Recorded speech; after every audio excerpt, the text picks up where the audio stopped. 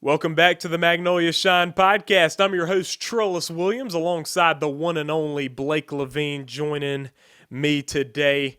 Please be sure to hit that subscribe button right here to the Magnolia Shine Podcast. Like and share, turn those notifications on as well. So, Blake, man, what you thinking? We're coming up to week 6. This will be a very interesting week here as we see region play getting started for some, but just some big-time matchups in other games.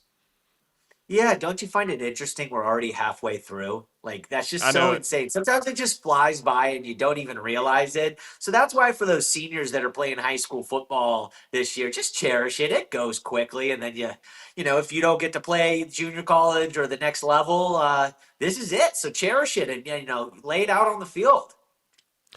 Yeah, I mean, football season just moves so quick. And listen, we're going to talk these week 6 matchups. First matchup, an interesting one.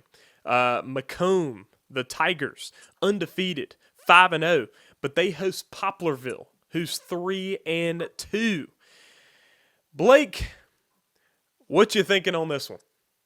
Did you think we were going to be talking about 5-0 McComb entering week 6? You No, weren't ready for that. You no, I were, was not. man. And one of the things that I felt about McComb in the past years, and McComb and I have had some, bickering back and forth, was for McComb, it felt like they were not playing stiff enough competition early in the year. And then all of a sudden they'd make the playoffs, and then the first or second round they play someone tough, and they weren't prepared, or things didn't go their right way. I feel like a couple of years ago they had a really stellar team, and it just didn't work out early in the playoffs. I think it was a second round loss, to Lawrence County. However, this team, when they beat Brookhaven and they have a big Division I type football player on the defense and that also plays offense, they're serious. They're Yeah, they're, they're serious. So they are a legitimate team in 4A. However, I'm gonna pick them this week. But there's no doubt in my mind Poplarville is ready for this. First off, they lost last week. Their defense is improving a little bit, but it was giving up a lot of points earlier in the season. For me, I just think that this is going to be the first real test. Brookhaven was a test in the sense of just making sure that they're a legitimate football team, for 4A. But beating Poplarville would set them up for who knows, maybe a title appearance, maybe a game against Columbia. So McComb's got a lot to play for, and I'm taking him. you're taking McComb. That is pretty great. I'm definitely taking Poplarville for sure. And listen, matter of fact, I will go as far as to say I think Poplarville dominates them in this game. And here's my thing with you, Blake, man. What's up with you in Poplarville, man? You thought Poplarville was going to get stomped by Picayune last week, and Poplarville was knocking on the door of beating Picayune. I think Poplarville's a really good team. I think they're going to absolutely run through McComb, and I don't think McComb's Whoa. play. I don't think McComb's played a team like Poplarville yet, and I think it's going to be a Well, shocker for him. Brookhaven didn't count? Well, We're done listen, with Brookhaven? Brookhaven. We're not done with Brookhaven, but I think Brookhaven was coming off of a high after beating Madison Central, and they were shocked by McComb. They didn't expect McComb to be as good as they are. They're definitely, obviously, a good team. I don't know. I think I take You think it's Poplarville. more? Yeah, and you're saying by more than 10. Yeah, by more than 10. Yes. Ooh, okay, I'm taking McComb. There you go. I'm rolling with my Tigers. If the Tigers let me down, we're back. We're back to the bickerings. Hey, I'm rolling with McComb. all right. Well, I'm going Poplarville, but hey, look, region play right here. This is some good stuff, and we're excited about seeing it. All right. So next game, Oxford and Madison Central. I think this will be a good one. Region play starting for both of these teams. This game will be in Madison. Uh, Oxford's 4-1, Madison Central's 3-2. And, Madison Central, they've taken losses to Brookhaven and Brandon. Oxford with their one loss being to Tupelo by a touchdown. Not a bad loss for Oxford. I've got Oxford winning this game. I think it'll be a very good football game, but I got Oxford winning the game on the road. Yeah, and it's kind of interesting because Madison's quarterback played at Oxford last year. I'm pretty sure. So talk I didn't about know a that. game that Yeah. talk about a game he's probably really up for. Trip Smith. I'm gonna take Madison as the home team here. I All think right. they rebound. I think they're getting better. I think that again, I wouldn't be surprised if Oxford won. There's no guarantee in this, or super. Yeah, I just think Madison at home start to play. I'm taking Madison. I feel good about it too, but not super confident, but feel good. And so then we got Gulfport and Ocean Springs. And Ocean Springs hosts this one. And listen, with Gulfport, they're 2-2. I think they're a good, solid football team, Gulfport. But I just don't think they're going to be any match for Ocean Springs. They're at Ocean Springs as well. Ocean Springs is 5-0, has been looking very good. At this moment in time, Ocean Springs is my South pick to be in the championship game. I'm taking Ocean Springs. Gulfport's super competitive this year. They have a really good quarterback, and I think they're way more competitive than in years past. And maybe they even upset someone in the playoffs. However, you're right. Ocean Springs is the team here. I had them actually number one in my 7A poll, and some people were like, "Well, how could you? If West Point, beats." It's like because I really like what Ocean Springs is doing right now, and I think Ocean Springs is had some years where they feel like they should have been a title team and they just couldn't break through. And maybe this is the year they break through. And I think they're on a mission. I think week in and week out, they're ready to play. They're ready to stomp whoever's playing them. I'm not saying this is going to be a high margin of victory, but Ocean Springs is going to win this game. However, I do think Gulfport is the second best team, arguably, in that district. And then we have Brandon and Northwest Rankin. And so, listen, this game right here, this is region play. Northwest Rankin sitting at a 3-2 record, hosting Brandon, who's sitting at a 2-3. And Blake, just go ahead and give your pick first here. Brandon better win. I really like Northwest Rankin has some talent, right? Deshaun Dillon, who's obviously a great basketball player, but he's a really good football player, really good wide receiver. Go check out my TikTok today. I listed the 10 best wide receiver seasons so far in Mississippi, and Deshaun Dillon is on that list. He's number 2. He's been phenomenal. However, Brandon better win this game. If Brandon loses this game, it's a free fall. It's a free fall for them.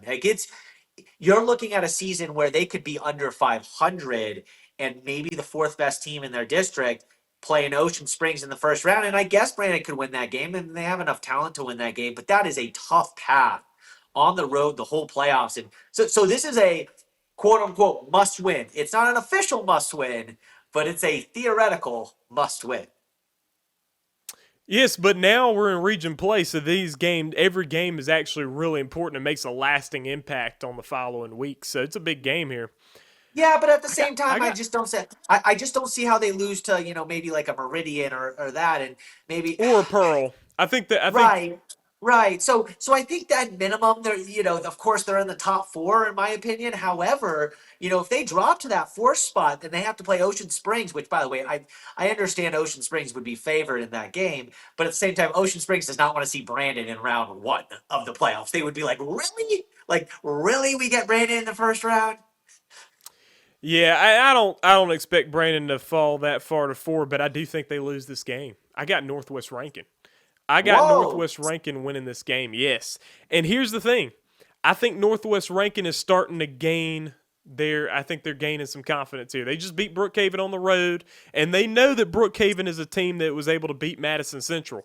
And so they were able to get the job done against Brookhaven. I think they're riding off of a good week. Now region play gets started. The excitement is there. They're hosting Brandon. Brandon not in a good spot right now, coming off 2 straight losses. I think Northwest Rankin just adds to the tough season that Brandon's having, and they get this win. Northwest Rankin, it's a must play well. For Brandon, it's a must win. And that's not a shot at Northwest Rankin, but Brandon was title contender for pretty much everybody. And if they were to lose this game like you're picking right now, not only are they not a title contender anymore, I'm not even sure they're a good football team.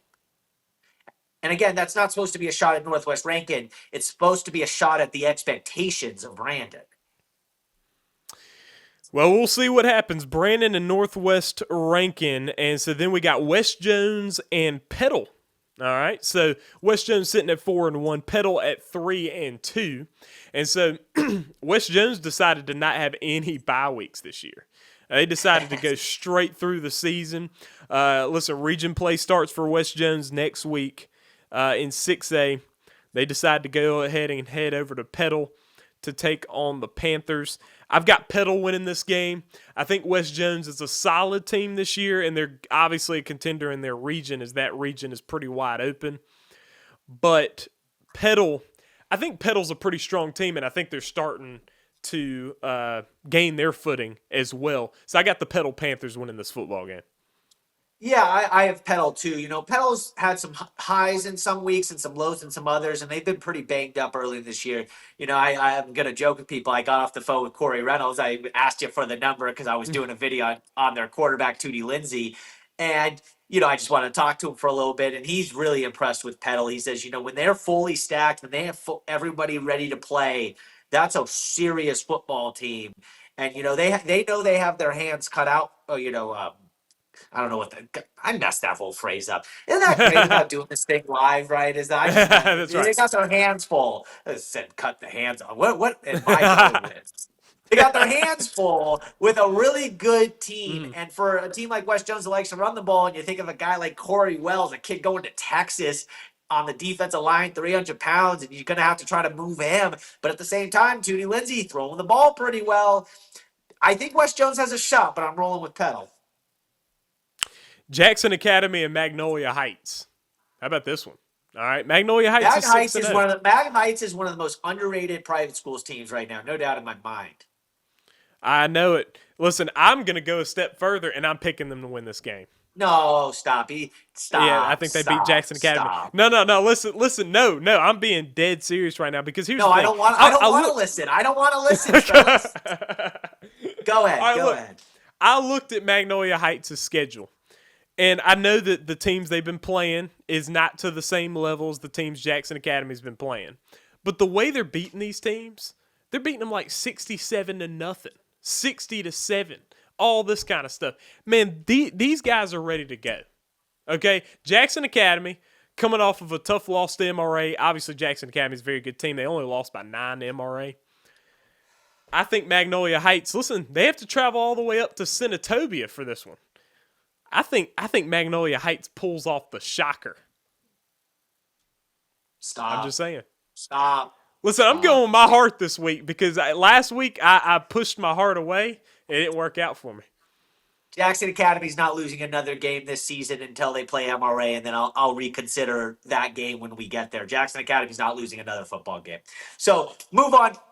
I mean, Trellis, there's just no way.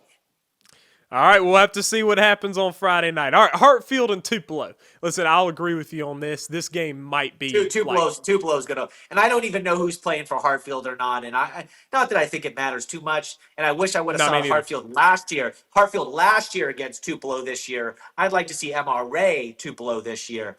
No, Tupelo. Yeah, but I think Tupelo would beat any of them anyway. So Tupelo. And Hartfield's 1-4. That's just tough. Tough year for them. And they're going to be 1-5. I mean, they have everything in front of them still, right? Like, if you're a Hartfield fan, you have everything in front of you. But still, you look at the piece of paper and you go, oh. Like, it's tough to look at the piece of paper and see that record. Yeah, no, for sure. Then, listen, this might be the game of the week right here. And these are teams that we don't talk about as much. Well, we have talked about D'Iberville, but D'Iberville and West Harrison. This is the game of the week. This is the game of the week. They are both 5-0, and they get started with region play at West Harrison. Blake, what are you thinking on this one? What's your pick? Part of me wanted to go with D'Iberville, right? Because I really like the way they've played this season. However, I've been on the West Harrison train before the season. I'm on it now. I'm going to be on it later. I love this West Harrison team, man. They can run the ball. They can score. Their defense is starting to step up. I am rolling West Harrison. This is the game of the week for me. Especially for the South. Maybe up in the North, you got that Horn Lake Hernando. You talk about some 5-0s. And I'm rolling with West Harrison. I love D'Iberville, but I just love West Harrison just a little bit more. Yeah, I got West Harrison as well, and this was a close call. Very close call with these two teams. I think it's going to be a great game, and I'm excited about seeing what happens. West Harrison is hosting and to begin region play when you're hosting. It's going to be a lot of energy there. I think West Harrison takes the win, but I think both teams, I think it's going to be a close game. If there's a beatdown, I would be concerned one way or another.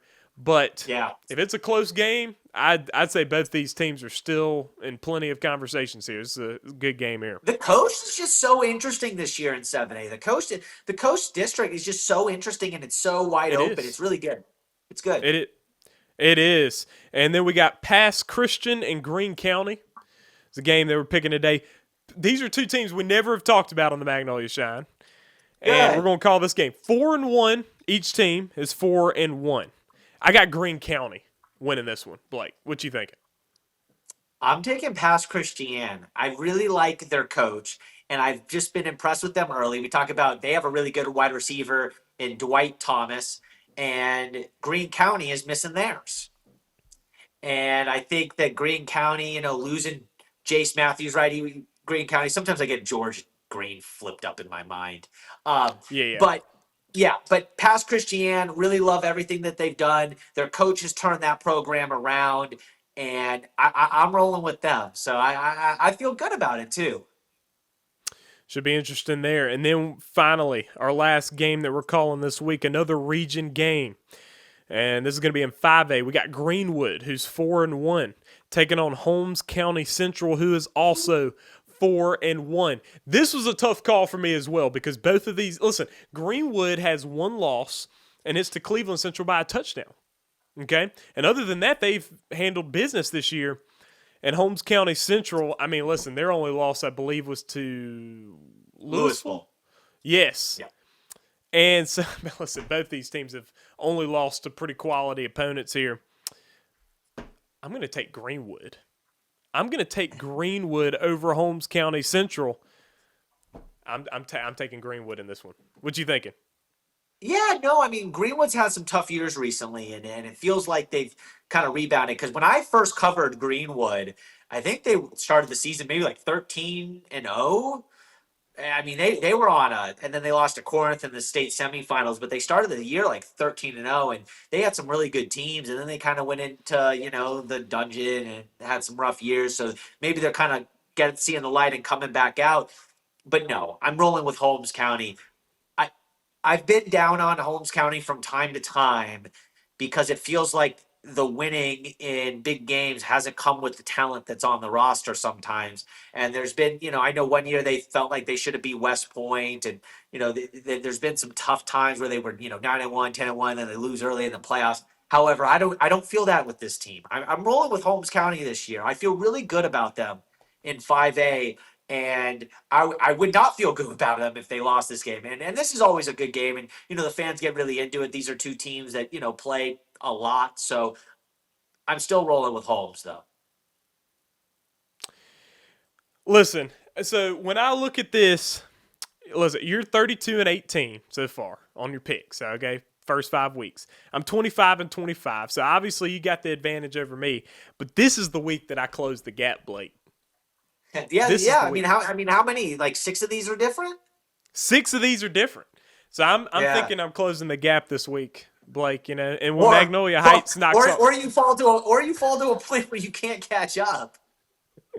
No, that never that. But when Magnolia Heights beats JA, listen, you don't have anything else to bet. I mean, I don't know what you got to bet anymore. I mean, you don't.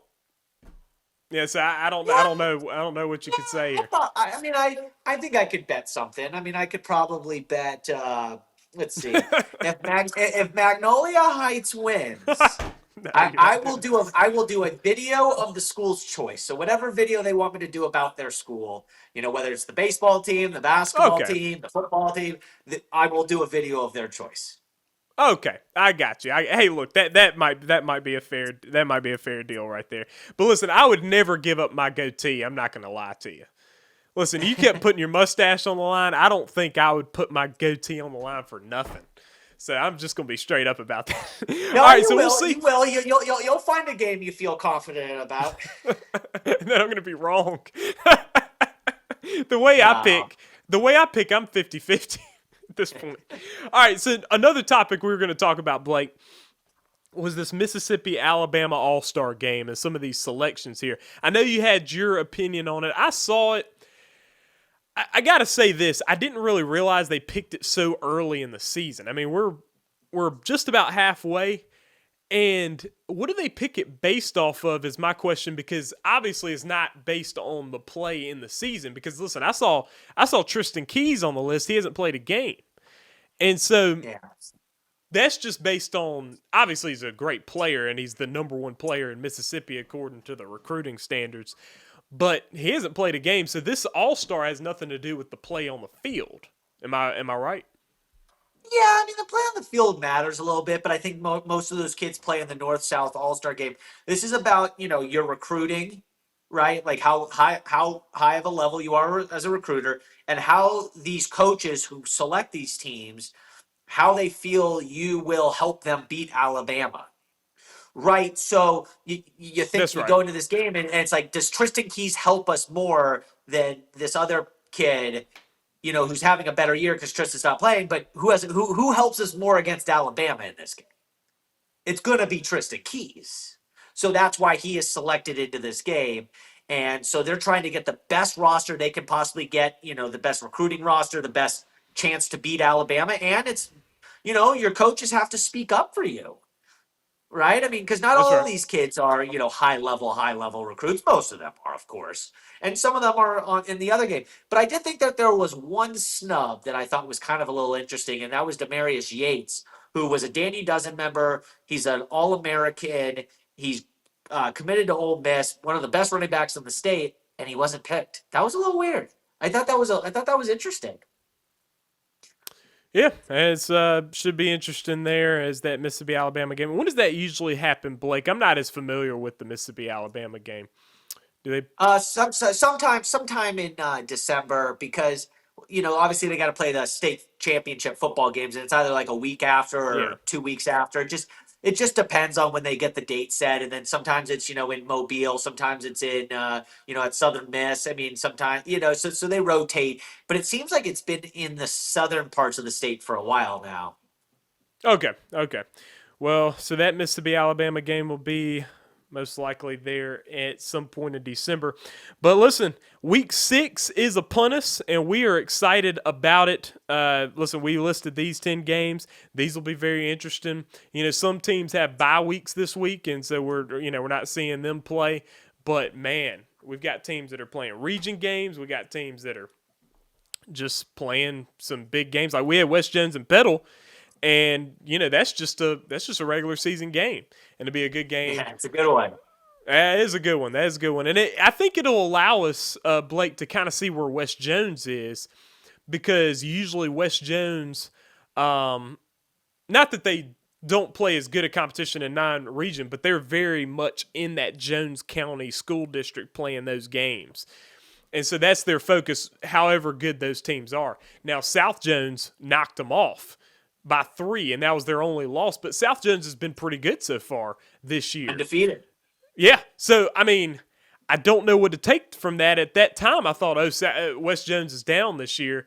But then you see how West Jones has played since, and you see South Jones since, and it's like, well, I don't know. No, I think that's a good assessment. I mean, look, at the end of the day, you play for districts and then you play for playoffs. That's right. The preseason games are bragging rights and, just getting better and doing right. Like the bragging rights. West Point has the bragging rights that they're the best team in the state right now. But it doesn't matter that they beat Tupelo if they go and crumble in district, which I don't think is going to happen, but just kind of hypothetically, this is what you play for. If you were injured early, it's better to be injured early than late, and this is the go time. This is it. I mean, this is what coaches get you prepared for, the district, because your seeding in your playoff matters. You don't want to have to play an extra game against a really good team. No, you don't. But all right, folks, that'll wrap up the Magnolia Shine podcast. I'm your host, Trellis Williams, alongside the one and only Blake Levine. Please be sure to hit that subscribe button to the Magnolia Shine podcast. And then hit that notification bell, because that is how you know you're not missing any of our videos, because you want to see our analysis of this. This is something that you're interested in. I know it. So definitely stay tuned, like, and share with anyone else who would be interested in the Magnolia Shine podcast. Trellis Williams, we out.